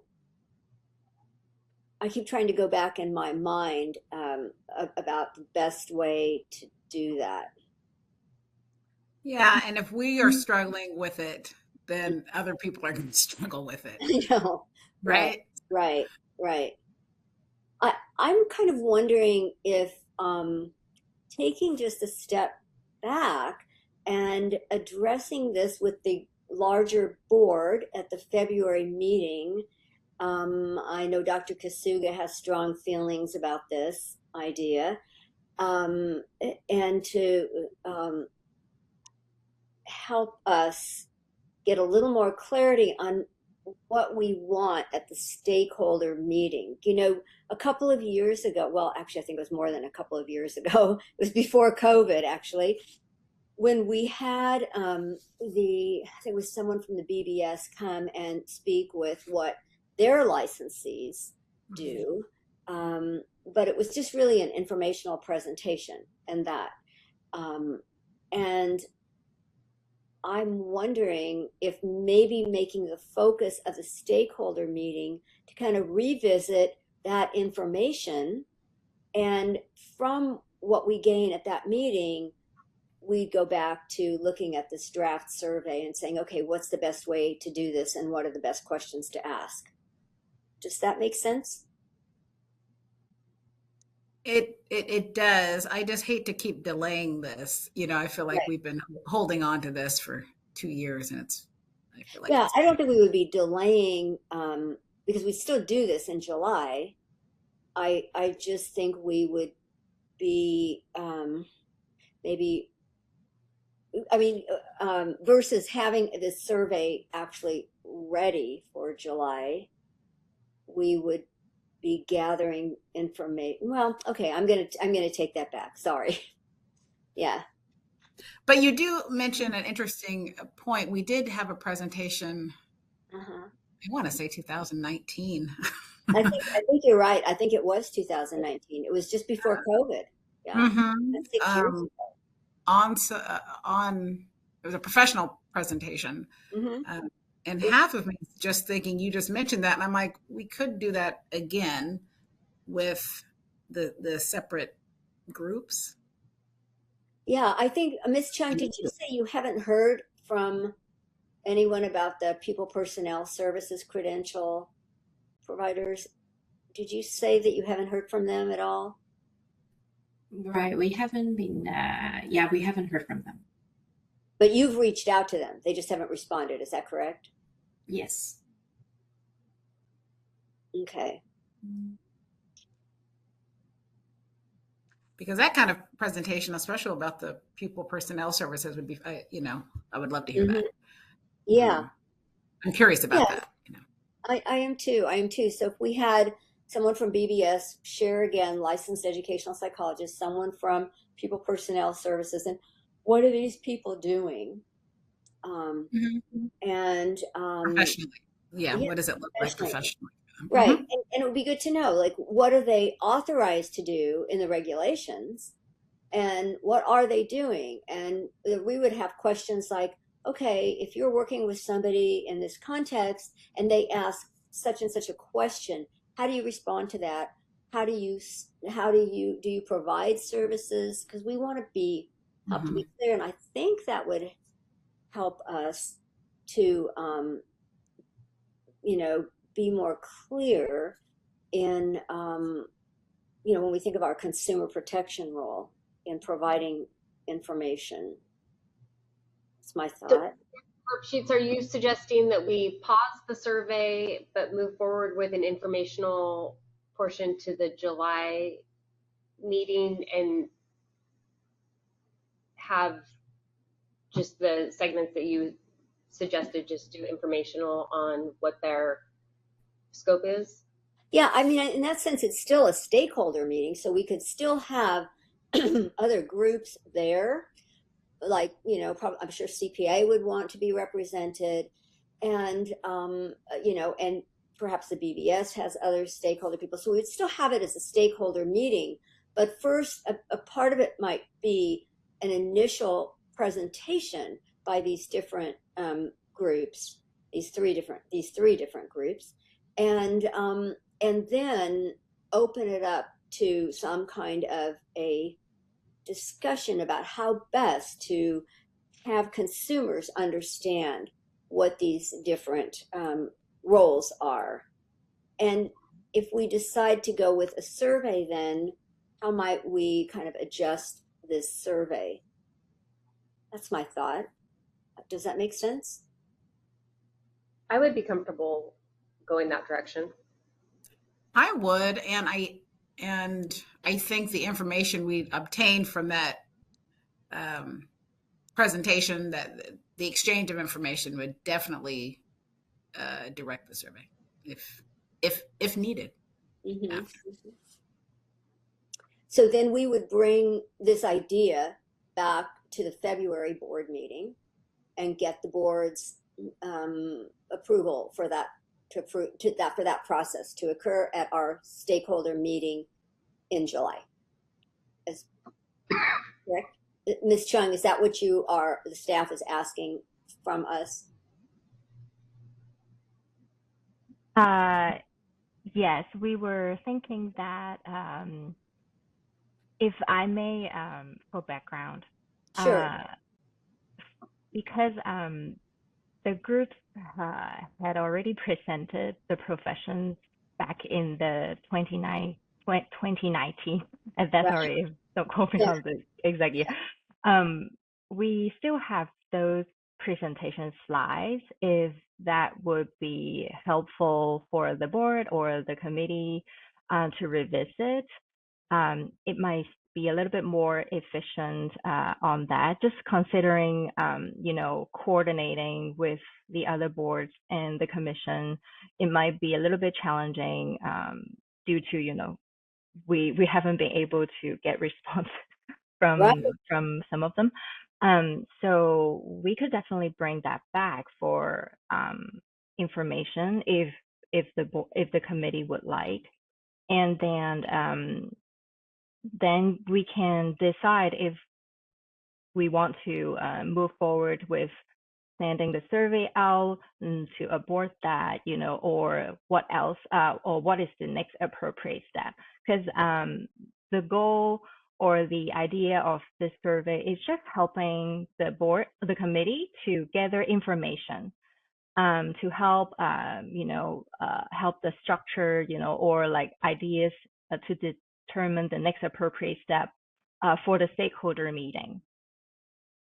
Okay, so you're thinking if we were to kind of just fine tune the survey, and then we would send it out to our list, and we would ask, say, the BBS and the people personnel people send it out to their lists. We would gather the data, and it would help us to kind of decide how we wanted to manage the stakeholder meeting. Is that what you're thinking, Ms. Chung? Right, correct. And also, as the committee were mentioning earlier, that it might be tricky to reach out consumers, right, because of the different ethical consideration. So it would be maybe more ideal for us to have one survey, and send it out. And then for whoever wants to participate, they can do so if they falls within one of the categories that ask them what best describes you. So that it doesn't put the pressure on any practitioner, oh, I need to send it out, how to get feedback from my clients, or whoever they have come across during their practice. And regarding the logistic, what you said about distribution would be the plan. We would utilize our listserv for our board to reach our stakeholders. We would use social media, like how we disseminate information in the past.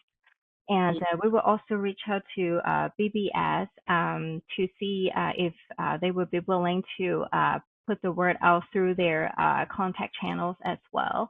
And then because for the commission teachers credentialing, it might be a little trickier because we haven't heard a response, but we might need to reach out to their professional associations or other channels to see if they're willing to disseminate this more general survey to help us gather some information to really see where the confusion lies, among these three professions, and what would be most helpful to them, or just to get a sense of where they're actually currently looking for information. If they have questions about the provider that they're seeing, and if they want to learn about differences. So yeah, I hope that helps to lay out the plan of the survey and how it would help us down the road to determine and facilitate the stakeholder that coming up in July. Okay, so I see what you're saying. Let's get it out there, and then use that information at the July meeting with the stakeholders present, and share that information, and then use it to help identify a strategy for consumer education. Correct? Right. And then if because we would like to have a good population for the survey, responses to make it meaningful, right? Right. So we can take a look at that, before the stakeholder meeting in July. So to give us some time, to see, okay, how we should proceed with the data that we collected. If we don't have sufficient responses in the population, we might need to extend, the open time of the survey to collect a little bit more information to help us make, meaningful interpretation. And how would we identify who the stakeholders would be? How will we invite stakeholders? Right. So the last board meeting, the board has identified two stakeholders, the Regional Centers Association and the unions representing school personnel. So these are the two that the board has identified. And then if the board has more, we will include them as well. Mm-hmm. Okay. And my guess is CPA would want to be identified, but I think we will hear from them perhaps at the board meeting if they would want to be included. But I think in the past they've indicated that. And I would think that the BBS would have also people they would identify, and the other organization, if we can hear from them, right? Okay, so You're asking for us to provide some direction for staff at this point to present at the board meeting. Is that correct? Correct. And so based on what you're saying now, what would you like that to look like from us? The committee, if they have any input about the survey, the modality and the plan, you could let staff know. And then once the committee has agreed with a plan and direction, could recommend to the full board about that. Okay. So I know Dr. Tate is saying, can we reduce the survey down to 8 questions, which I think is useful. And so somehow either we eliminate 4 of them because we're down to 12. I think, Dr. Tate, is that something you would like to see? I think it'd be helpful. Mm-hmm. I just know how busy people are. Mm-hmm. And I think when we send it out, we should also let people know how it will be used so that people don't feel I'm just answering this and sort of sending it out into nowhere and it's not really going to be used, but how direct, it will be used directly. The paragraph at the top helps to do some of that, right? Well, yeah, it's just it clearly says we're assessing information for these 3. Right. Yeah. So we can kind of make that a little stronger. It's like this is for informational purposes, but maybe make it a little bit stronger. Okay. Anyway, yeah. More direct. More direct, right? Okay. Okay. So that's one thing. We'd like it to, if you can, Ms. Chung, make it consolidated somehow. So we're looking at 8 questions instead of 12. And to maybe you could also help to identify, to present at the board meeting, who the stakeholders might be and to be invited to the meeting. And then the plan for the meeting would be to use the survey responses to help to identify how we might do some kind of consumer informational piece, or to discuss what can we do based on this information. That would be a goal. Is there anything else you could think of, Ms. Chung, that you would want to hear from us? I think that's a good initial plan. And then, yeah, I think that's good. Okay. Ms. Nystrom, do you have anything you wanted to add, or Dr. Tate? I think it's a good start. Yeah. Same. Okay.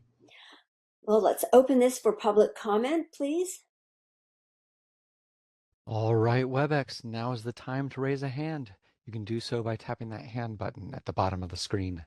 Dial-in users dial *3 to raise your hand. And our first request is coming from Elizabeth Winkleman. Hold on just a moment, please. We're sending you a request to unmute your microphone. Thank you. This is Dr. Elizabeth Winkleman from the California Psychological Association. So first I wanted to say, I see the timer going, I better be quick. Yes, we would definitely like to be included in any stakeholder meeting. Please do add us to that list. And I do appreciate the wanting more clarity in the distinction between the different professions, and that is excellent. But I will say that I'm concerned that the survey would not be very useful, because I don't think that people come to a psychologist and say, oh, I'm concerned, wondering what your credential is versus this other credential. They're already there. And a lot of this was addressed in 2019. I was at that meeting, and I think maybe just reviewing what was said at the meeting, and also just to point out that at the time, as far as I recall, and of course it was a very long time ago, the other groups didn't really think there was a problem.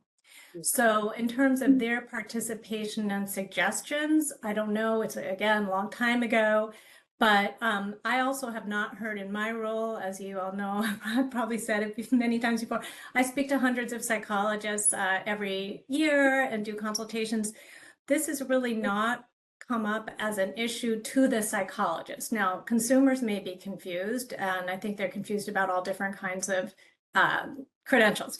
But in case I know my time's running out, I wanted to say there is a lot of information online about these different professions, and I would hate for the board, who has limited time to deal with psychologists and consumer concerns, to reduplicate efforts that already exist in terms of maybe highlighting just some of the information that's already out there, or providing links, or doing an FAQ might be just as useful. I'm just concerned that this survey is not going to really get what you are after. Anyway, thank you and for your efforts on this. And again, thanks for including us in the stakeholder group. Thank you. Next, we're going to hear from Joseph Jones, and Joseph is potentially our last request for comment on this. Hi, everyone, and thank you for the opportunity. Can you hear me okay? Yes, go ahead, please. I happen to have a PPS in school psychology. I let my licensed educational psychology lapse, and I'm a licensed clinical psychologist with California, Michigan, and Alaska. So I would avail myself to have time, obviously, apart from this meeting. We have other psychologists I can't name because I don't confidentiality that are also LEPs and clinical psychologists. So I can see where the public gets confused. And there are things that clinical psychologists can do that they may not have been trained like in psychometrics that school psychologists can do, and so on and so forth. So I don't want to belabor the committee's time, but as I'm hearing everybody, there's a few people like myself that have the unique disposition of having done all those jobs. And I was a school psychologist I have a credential since 2002 that's active. So I have a lot of years of experience in both. And my doctorate was in educational psychology. And it was an unconventional route to become a licensed clinical psychologist. Yeah. Thank you. Thanks, everyone. Yeah. Thank you so much. It's helpful. All right. And we have one more. Pamela Dompe. Hold on just a moment, please. We're sending you a request to unmute your microphone.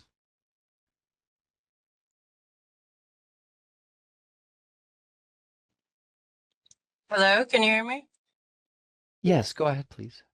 Hi, bear with me. I wasn't planning on speaking, but it kind of piggybacks on what we've been talking about, and I've always been concerned about it.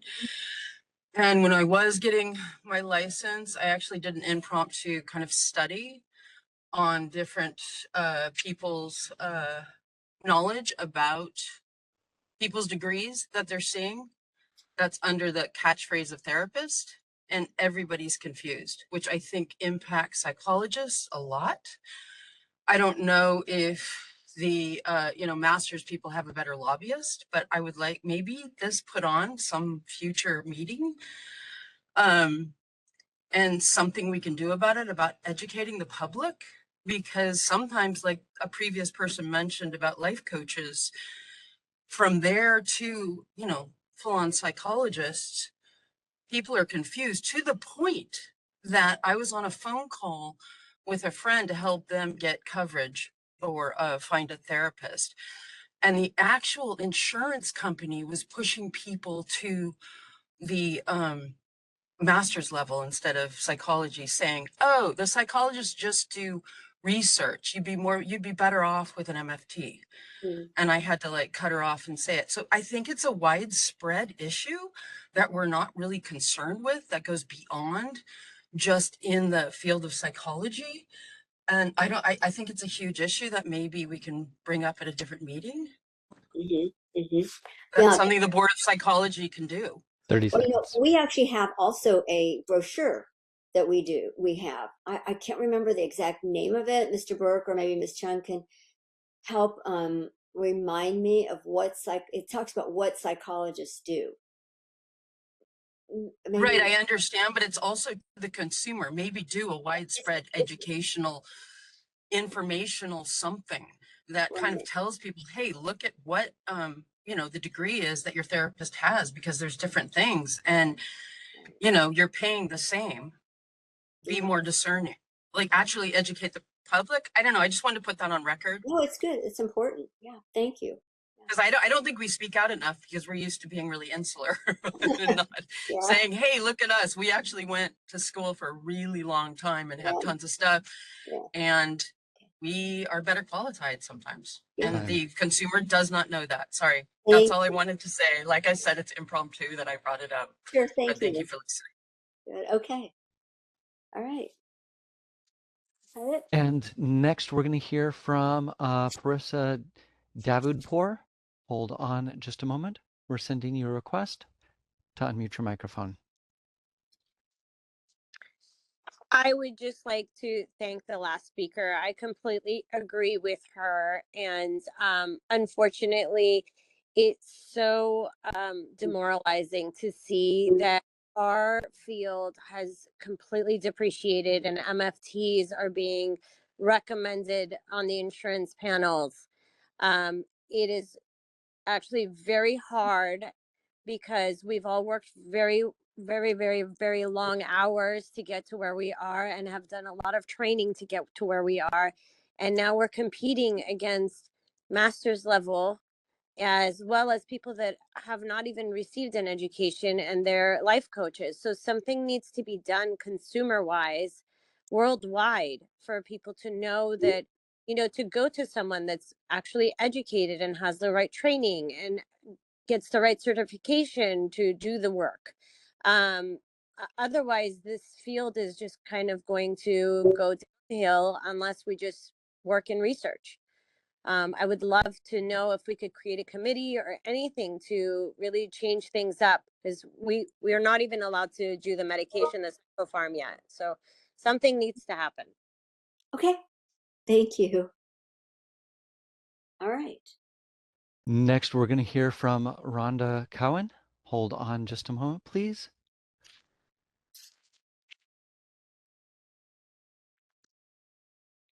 Hi, thank you for hearing from me, Dr. Rhonda Cowan, licensed psychologist here in California.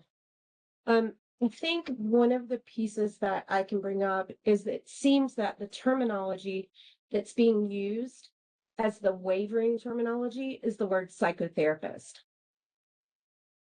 So perhaps that terminology needs to be looked at with other professions actually using that terminology. Thank you. Thank you. I think this is all about educating consumers and making sure people know who does what. And thanks for everybody for bringing your points up. Okay. And those are all of our requests for public comment at the moment. Thank you. Okay. Item number 8 is recommendations for future agenda items.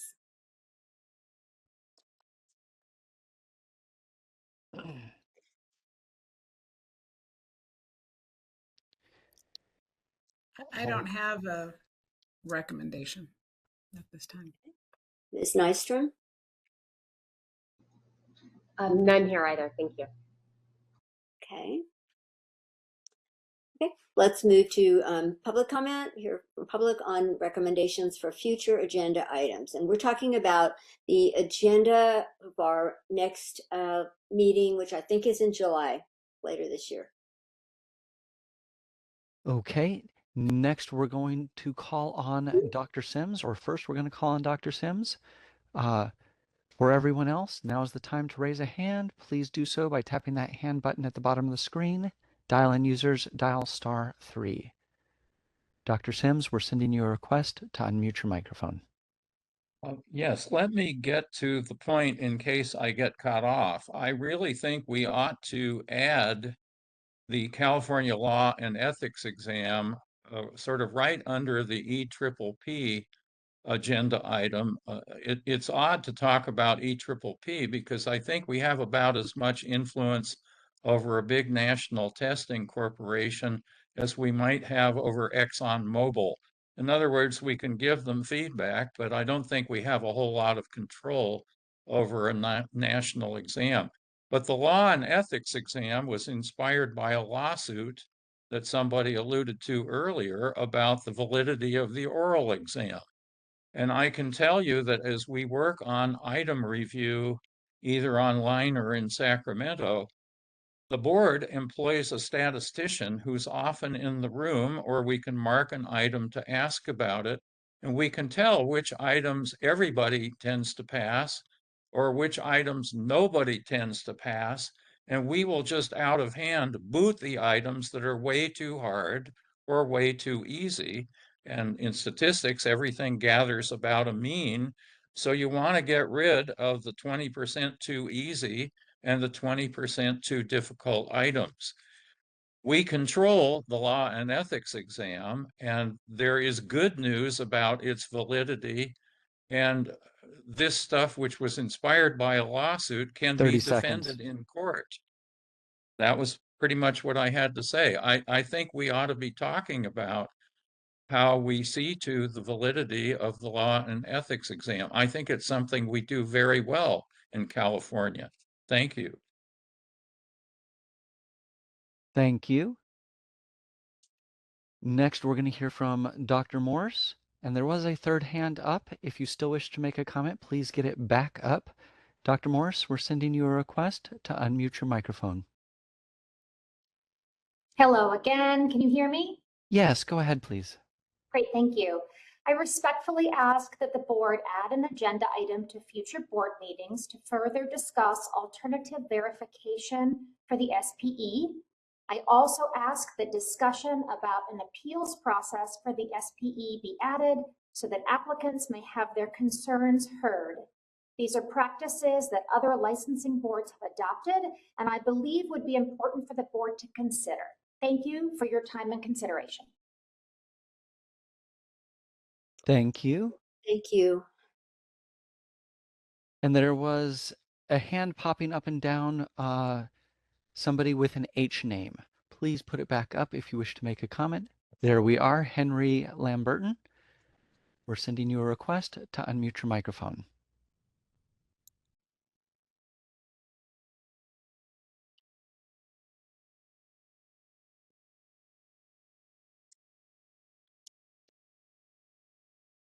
All right, Henry, it looks like the hand went down. We're gonna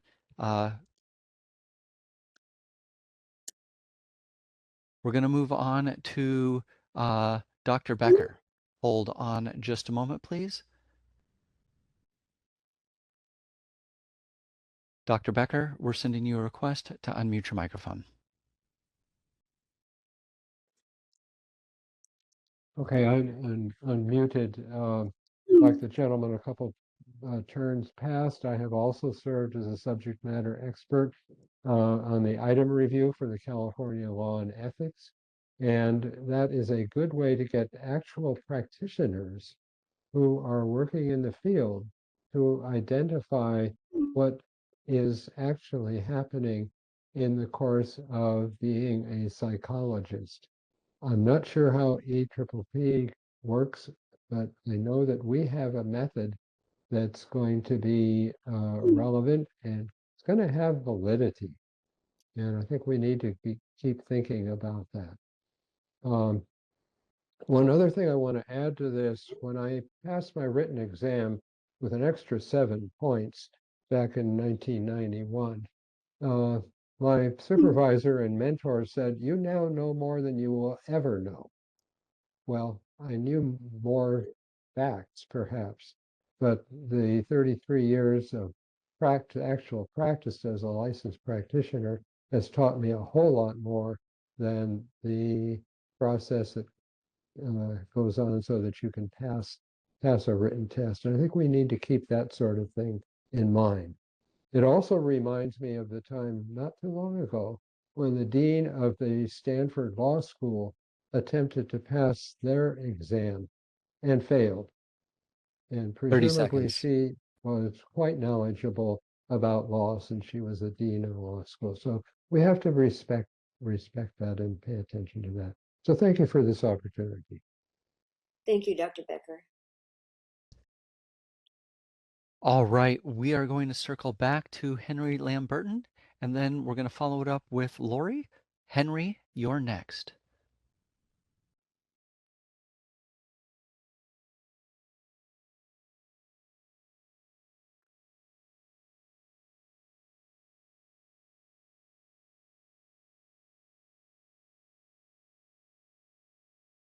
All right, Henry, we're going to send you a second request to unmute your microphone. If you're on a Can I just give a reminder that right now we're talking about specific items for future agenda. So if you're making a comment, if you could just say also very specifically, what item would you like to have on the agenda?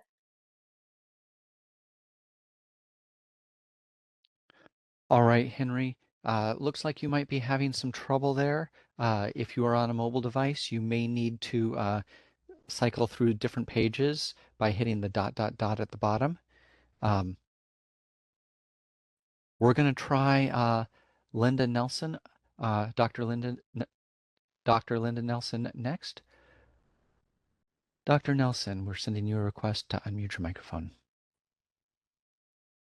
Hi, this is Dr. Linda Nelson, and I just wanted to introduce myself first. I'm a licensed clinical psychologist and also a board certified neuropsychologist. I've been practicing since 1988. I am making a comment because during this meeting I did some research online quickly, and the passing rate in California is hovering between 35 and 47%, as you recently reported. What's important to know is that California has the lowest passing rate in all the states. This past year, the year before, it was 50% according to records reported. And I do not think, as someone who has been involved in test development and standardization of tests for many years, that it requires re-standardization. It's already pretty rigorous. What we need to look at closely is why are California psychologists to be having such difficulty passing a national test that other states don't have problems with. Thank you. Thank you, Dr. Nelson. I would also refer you to that report that was done by OPES, and Ms. Chung, if you contact her, it's on the board website also. It gives some insight into that because we also had concern about that, and it breaks down individual information about schools and that, and it might at least shed some light on that. But it sounds like you're asking that the board consider looking even more closely at why California has that lowest pass rate. Is that correct? And I would really strongly consider having some kind of research follow-up on which items are missed more by psychologists in California. That should shed some light on the reasoning. But I appreciate getting the information that you just posted. Thank you. Sure.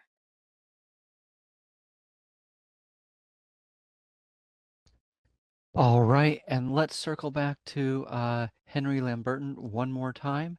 We're sending you another request to unmute your microphone.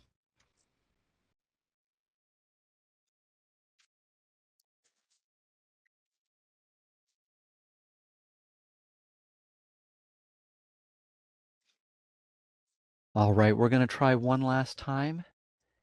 And if not, you can certainly email the board and make a request. We've got a few months before the next meeting.